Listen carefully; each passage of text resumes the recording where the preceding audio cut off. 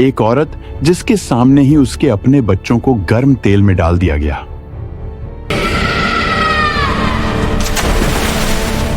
कदीम जमाने में फिरौन का राज था और उसका राज सिर्फ एक सल्तनत नहीं बल्कि डर, घमंड और जुल्म का ऐसा साया था जो हर गली, हर घर और हर दिल पर छाया हुआ था। उसने अपने आप को ही खुदा कह दिया था I am a god.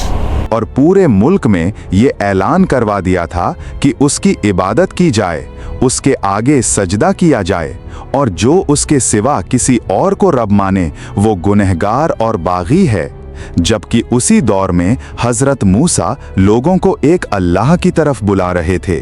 उन्हें बता रहे थे कि असली मालिक वो है जिसने आसमानों को बिना सहारे के खड़ा किया, जमीन को बिछाया और इंसान को पैदा किया।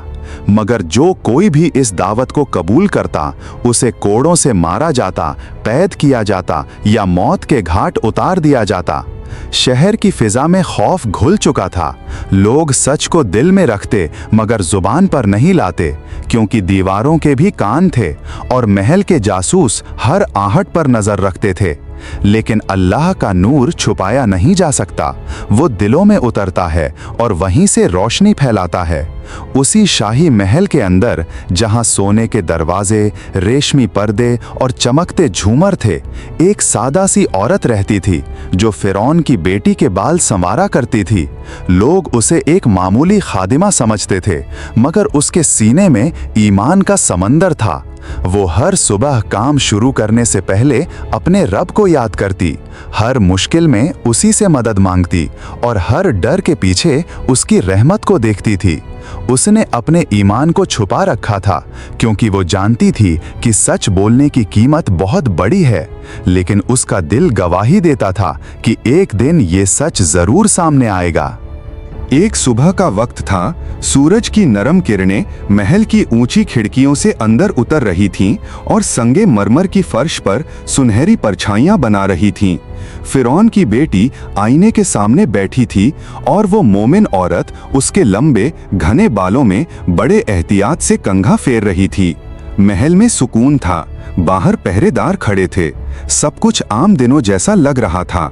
मगर तकदीर उस दिन एक नई कहानी लिखने वाली थी। अचानक उसके हाथ से कंघा फिसलकर नीचे गिर पड़ा। वो झुकी और बेइख्तियार उसके होठों से निकला बिस्मिल्लाह। ये एक छोटा सा लफ्ज था, मगर उस खामोशी में ऐसा लगा जैसे किसी ने सन्नाटे को चीर दिया हो। फिरौन की बेटी ने हैरत से उसकी तरफ देखा और पूछा कि क्या तुम मेरे बाप का नाम ले रही हो?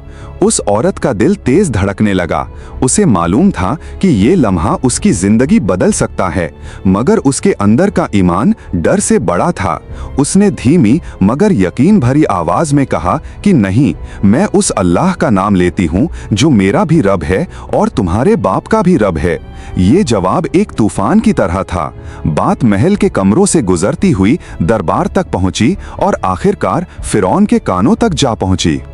दरबार सजा हुआ था, सोने का तख्त ऊंचा था, दोनों तरफ सिपाही हथियार लिए खड़े थे और अमीर उमरा खामोश निगाहों से ये मंजर देख रहे थे। जब उस औरत को सामने लाया गया तो फिरौन ने घमंड भरी नजर से उसे देखा और गरज कर पूछा कि क्या तुम मेरे सिवा किसी और को रब मानती हो?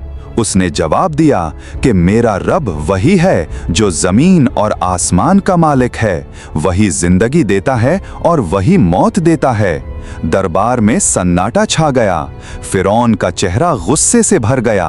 उसने आखिरी बार कहा कि अपने रब से इनकार कर दो और मेरी इबादत कबूल कर लो, वरना तुम्हें और तुम्हारे बच्चों को ऐसी सजा दूंगा कि लोग कांप उठेंगे। मगर ईमान कोई सौदा नहीं होता। उसने इनकार कर दिया। फिर हुक्म हुआ कि एक विशाल देगचा लाया जाए। उसके नीचे आग भड़काई गई, उसमें तेल डाला गया जो थोड़ी ही देर में उबलने लगा। धुआं आसमान की तरफ उठने लगा और लोगों को जमा कर लिया गया ताकि ये मंजर देखकर उनके दिलों में डर बैठ जाए। भीड़ में खड़े लोगों के दिल कांप रहे थे। कुछ अपने बच्चों को सीने से लगाए हुए थे, कुछ की निगाहें झुकी हुई थीं, मगर किसी में हिम्मत न थी कि जालिम के सामने आवाज उठा सके। सबसे पहले उसके बड़े बच्चे को लाया गया।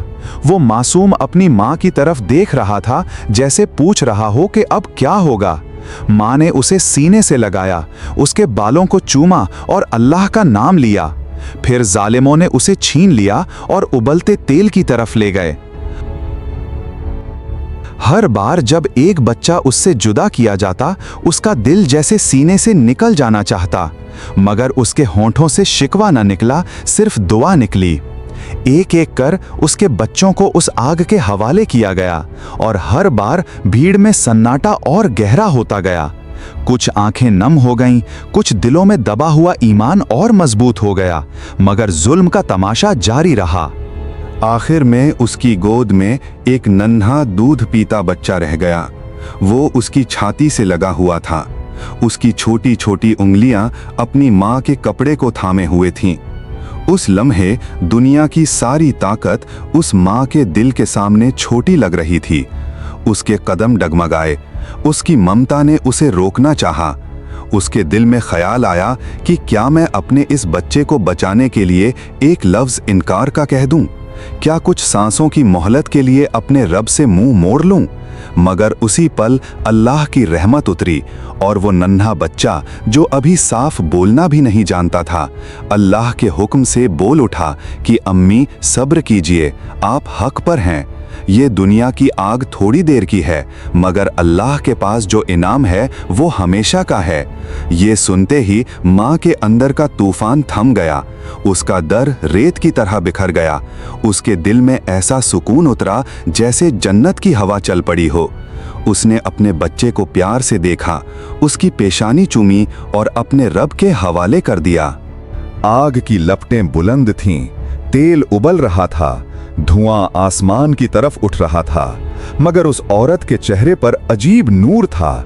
वो ऐसे आगे बढ़ी जैसे उसे आग नहीं बल्कि अपने रब की मुलाकात का शौक हो।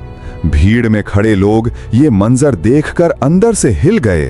कुछ के दिलों में सवाल जागे, कुछ के ईमान की चिंगारी भड़क उठी, जबकि फिरौन अपने ऊंचे तख्त पर बैठा ये समझ रहा था कि उसने अपनी ताकत साबित कर दी, मगर हकीकत ये थी कि उसने अपने जुल्म को दुनिया के सामने और साफ कर दिया। वक्त बीत गया, हवाएं बदलीं, सल्तनतें ढह गईं, महल खंडहर बन गए, मगर उस औरत का सब्र, उसका बिस्मिल्लाह और उस नन्हे बच्चे की आवाज इतिहास में गूंजती रही। ये कहानी सिर्फ एक दर्दनाक वाकया नहीं, बल्कि ईमान की ऐसी रोशनी है जो हर दौर के जुल्म के अंधेरे को चीर देती है। ये बताती है कि ताकत तख्त में नहीं बल्कि यकीन में होती है। जीत तलवार की नहीं बल्कि सब्र की होती है, और जो अल्लाह के लिए खड़ा हो जाए उसे गिराया नहीं जा सकता। जालिम चाहे कितना ही ऊंचा क्यों ना बैठे, उसका अंजाम मिट्टी है, मगर जो अपने रब के लिए सब्र करे उसका मुकाम हमेशा के लिए रोशन कर दिया जाता है। और उस दिन महल में गिरा हुआ एक कंघा और उससे निकला हुआ एक बिस्मिल्लाह कयामत तक ईमान की दास्तान बन गया।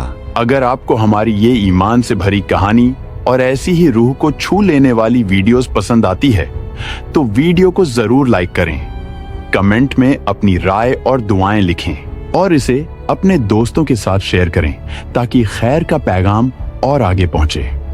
हमारे चैनल को सब्सक्राइब करना बिल्कुल न भूलें और आने वाली दिलचस्प, इबरतनाक और रूहानी स्टोरीज सबसे पहले देखने के लिए साथ ही बेल आइकन भी दबा दें ताकि हर नई वीडियो की नोटिफिकेशन आप तक फौरन पहुंच सके और आप किसी भी कहानी से महरूम न रहें।